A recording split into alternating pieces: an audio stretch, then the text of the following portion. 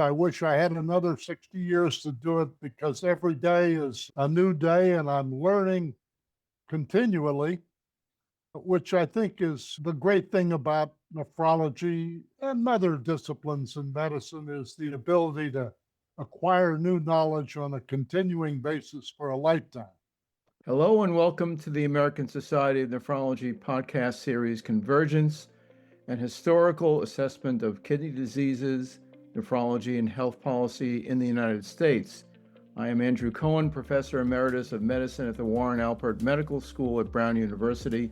Once again, thanks to the American Society of Nephrology, my co-creator Todd Ibrahim, ASN Chief Executive Officer and Executive Vice President, and our wonderful producer, Catherine Buckler.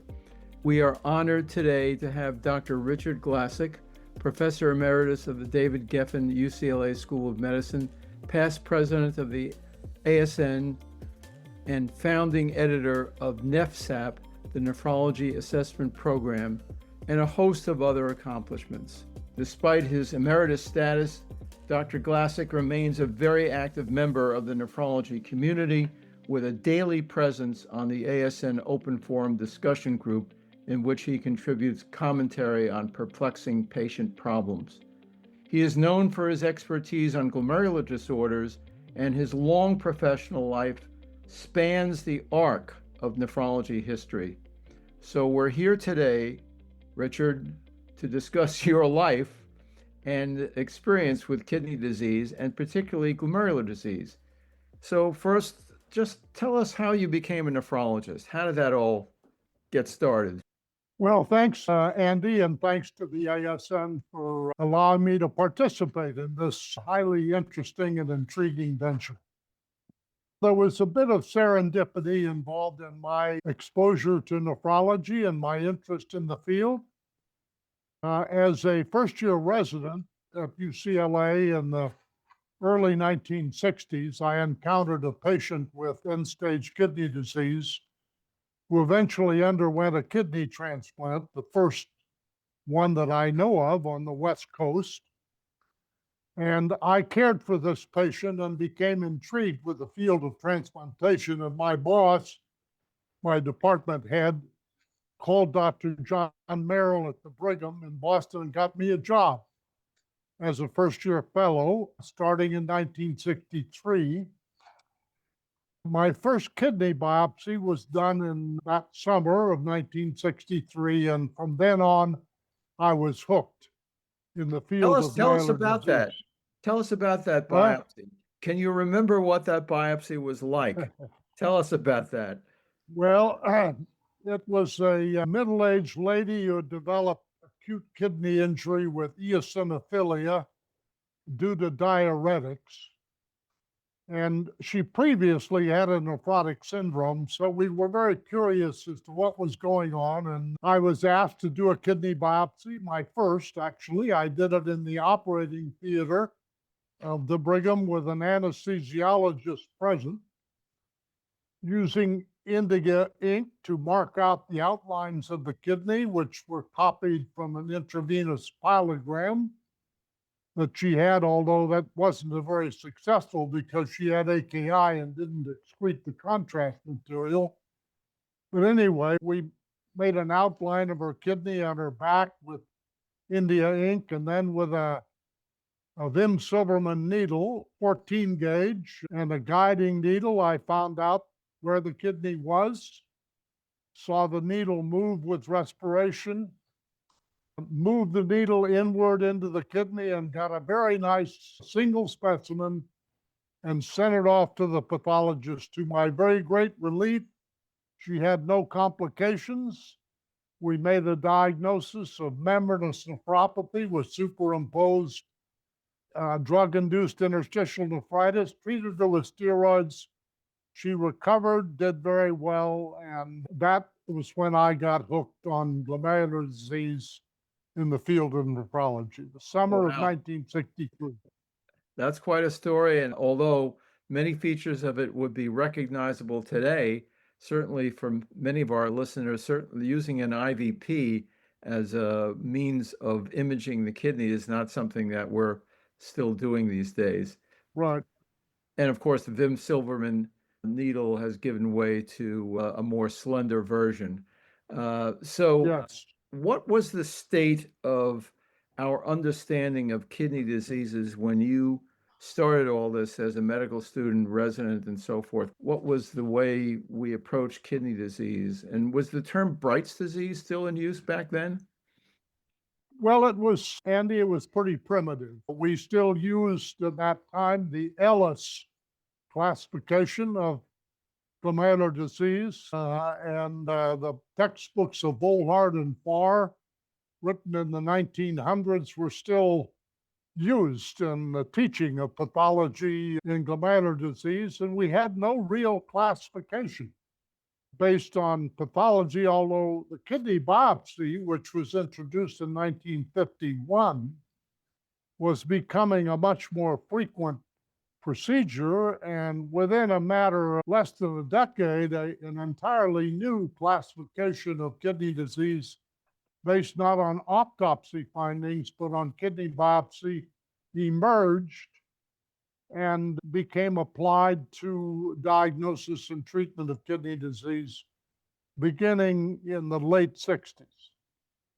And that movement started largely at the University of Chicago and then spread to other parts of the country.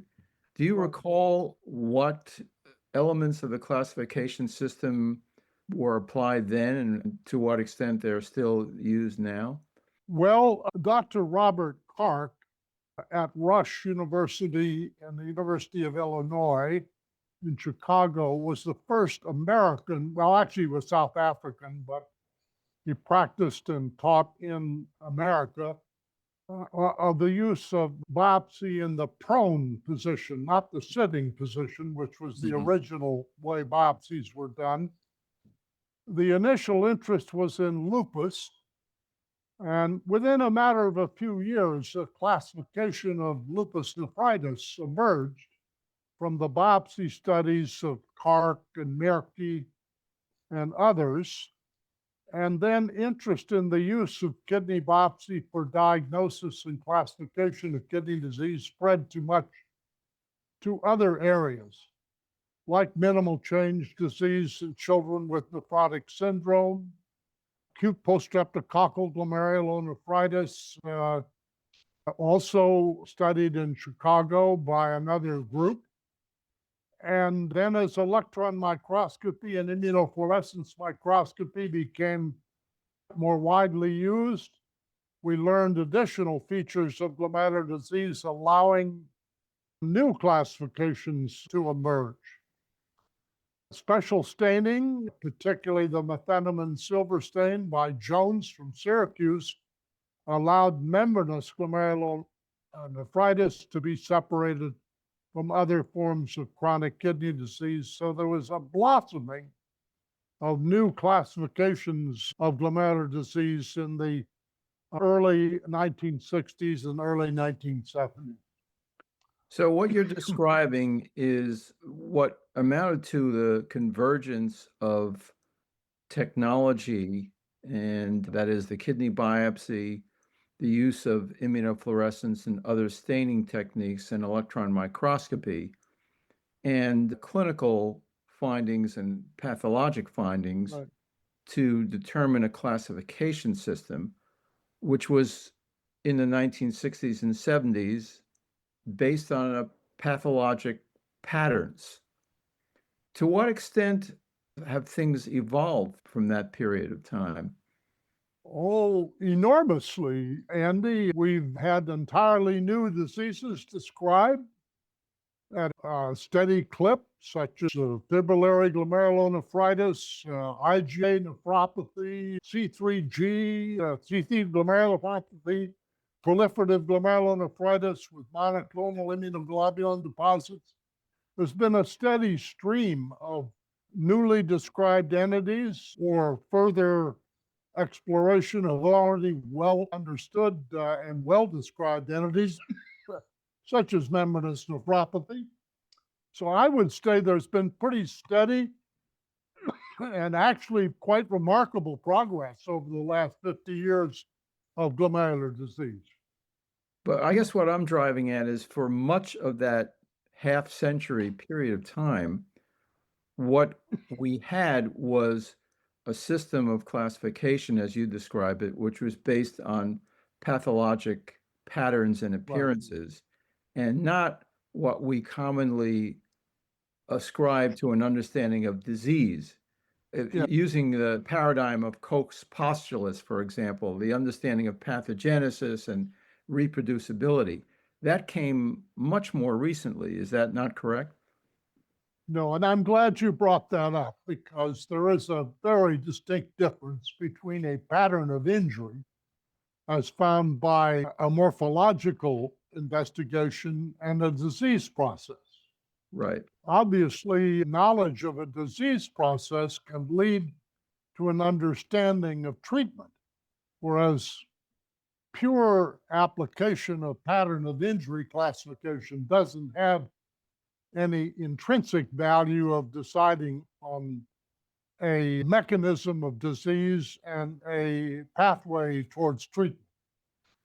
And there has been a remarkable transition from an older pattern of injury morphology based classification to a classification based on disease processes, that is, mechanistic classifications. Membranous glomerulonephritis is the classic example.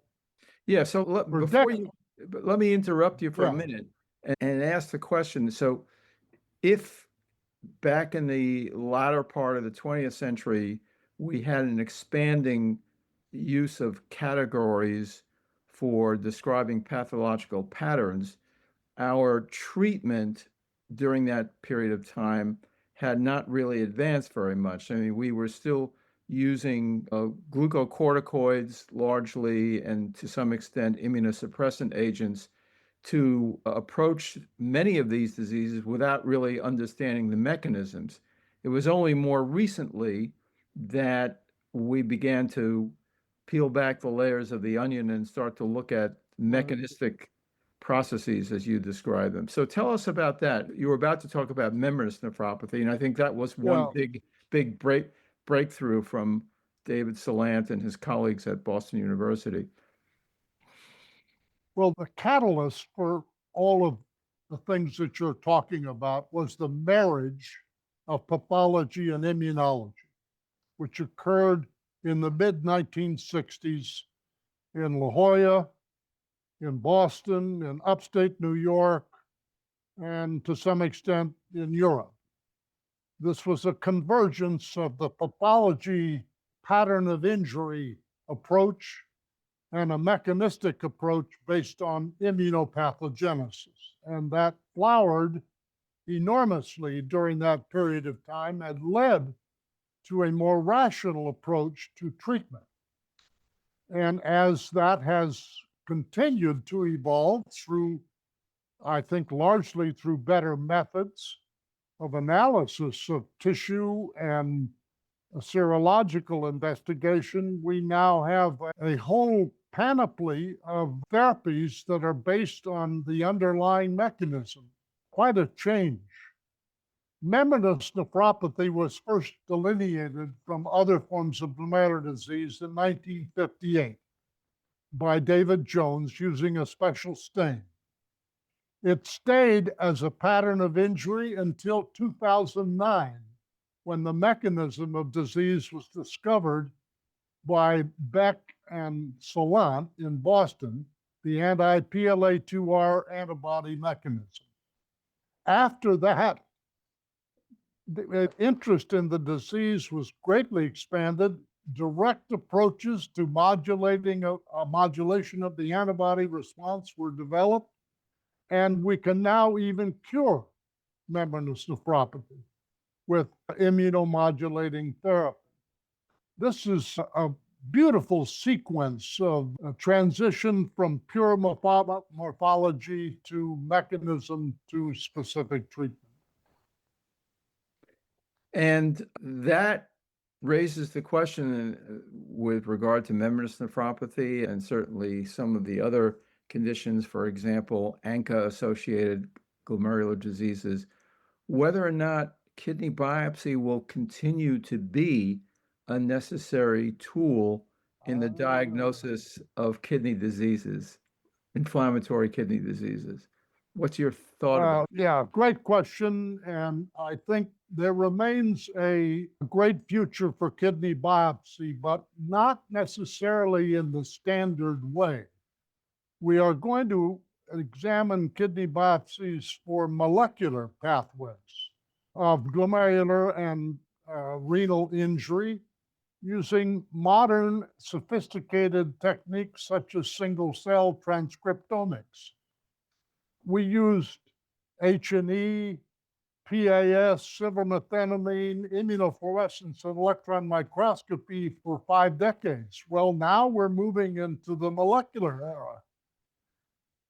Kidney biopsy is still going to be an important aspect of progress in our understanding of disease, but it may not necessarily be universally required for clinical diagnosis, because I think we will very likely have refined diagnostic, non-invasive tools that will allow a firm diagnosis to be made on the basis of some pattern of either serology, proteomics, or sometimes urine biomarkers that will allow a diagnosis to be made. But we still need biopsies in order to better understand the details of the molecular processes that are involved in injury that will allow us then to design therapies that are more effective and safer for patients. Are there patients nowadays who you would have biopsied earlier on in your career who you would now think could be diagnosed and managed without a biopsy at this point? Well, membranous glomerulonephritis is one very good example. If the UR antibody is positive in the serum and the patient has no identifiable cause of membranous nephropathy like lupus or a drug, you can, with a high degree of confidence, say the patient has membranous nephropathy and treat the patient accordingly without performing a biopsy and examining tissue.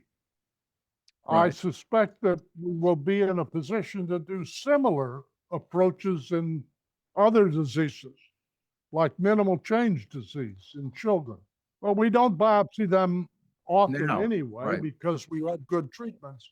right. But we now have another antibody called antinephrin antibody that may be used as a biomarker for avoiding the necessity of doing a kidney biopsy in many patients with nephrotic syndrome. So I think the future is bright for non-invasive diagnosis of glomerular disease. But biopsy itself is not going to go away as a tool, Right. because it allows us to really take a deep dive into mechanisms, and that will lead, I think, ultimately to even more specific therapies than we have presently available. Are there conditions that you feel progress has been relatively slow in? I'm thinking, for example, of focal segmental glomerulosclerosis, which again is one of these patterns that may be replicated from different mechanistic causes. Right. Well, Andy, as you point out, FSGS is a lesion, a pattern of injury. It's not a disease. Right. We now recognize that this pattern of injury is caused by a multiplicity of disease entities, each of which require a specific management strategy. And progress has been slow in developing therapies designed to attack one or another of the specific causes of this lesion. But I think there are hints that we may be moving in the right direction. The pipeline is beginning to expand in management of the specific forms of FSGS.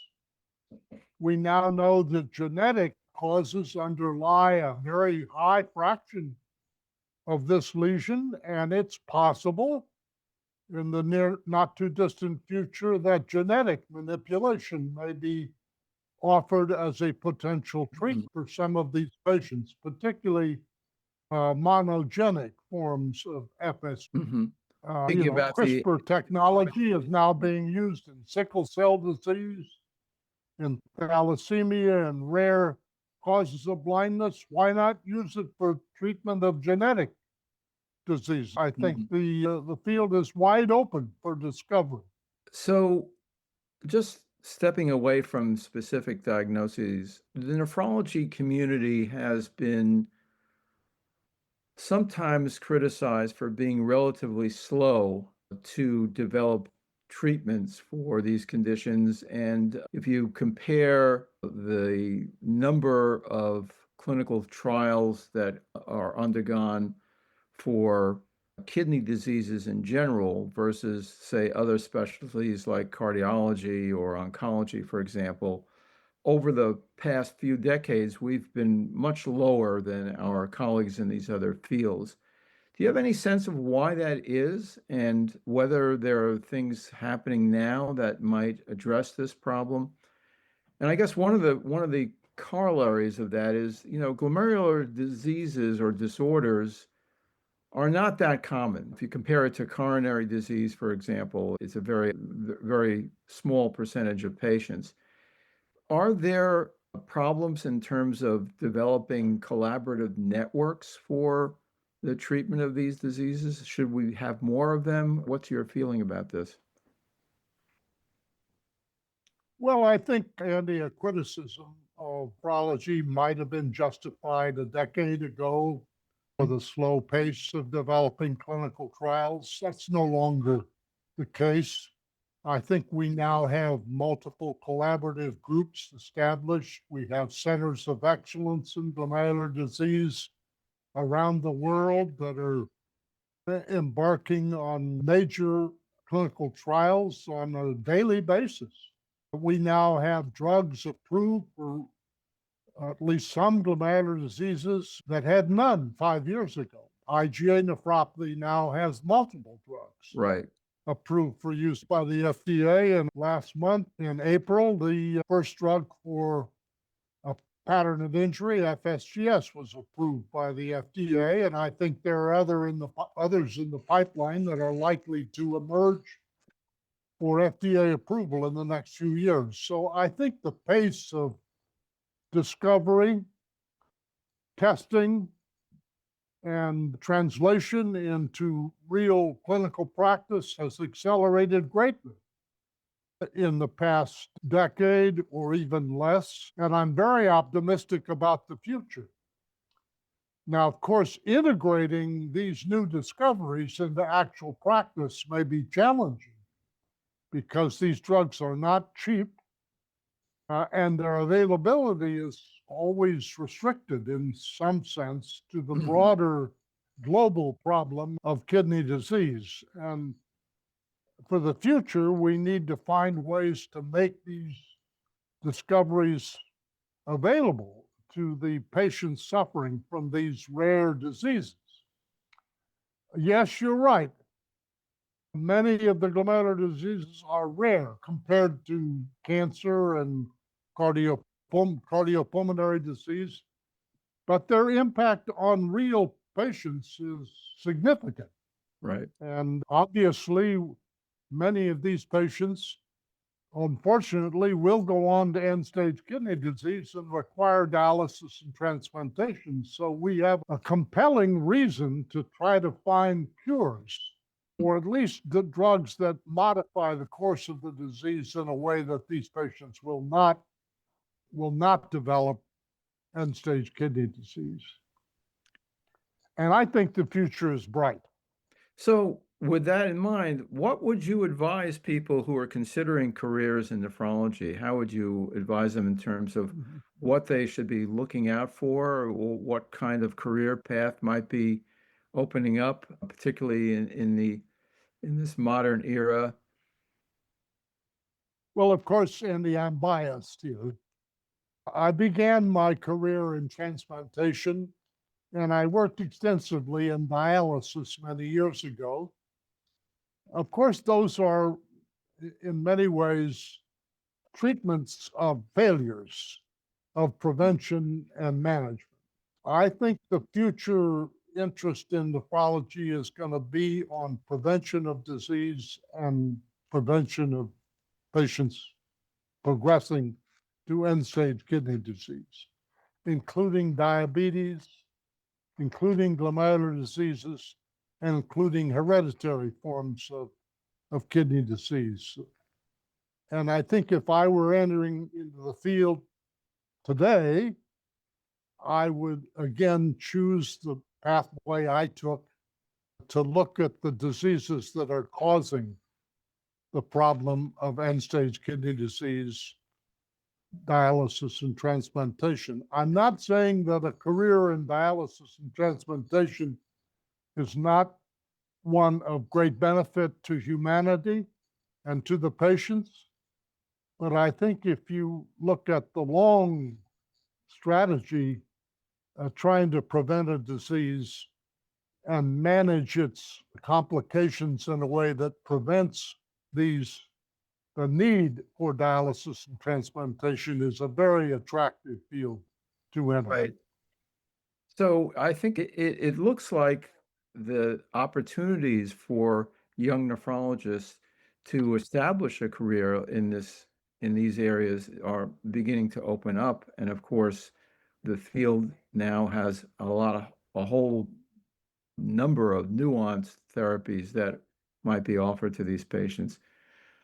And that's a very hopeful thing for our colleagues and for the possibility of recruiting people into nephrology in the future. Right. Well, this has been a great conversation. I appreciate your time. Is there anything that you would like to bring up that we haven't covered? No, I just want to extend my thanks to all my friends and colleagues in the field of nephrology for giving me such a great opportunity to have a wonderful, enjoyable life. I've been at it for 60 years. I wish I had another 60 years to do it because every day is a new day and I'm learning continually, which I think is the great thing about nephrology and other disciplines in medicine is the ability to acquire new knowledge on a continuing basis for a lifetime. That's an exciting process, and Well, I've enjoyed every minute of it. We've been very lucky to have you as a colleague, as a mentor, and as a still active member of our community. And we look forward to many more years with your wisdom and advice. Thank you very much. Hey, Andy, thank you very much, and thanks to the ASN. This podcast should not be used in any medical emergency or for the diagnosis or treatment of any medical condition. If you have any questions about any medical condition or before taking any drug, changing your diet, or commencing or discontinuing any course of treatment, please consult your doctor or another qualified healthcare professional. Views expressed on this podcast are those of the speakers and not necessarily those of the American Society of Nephrology.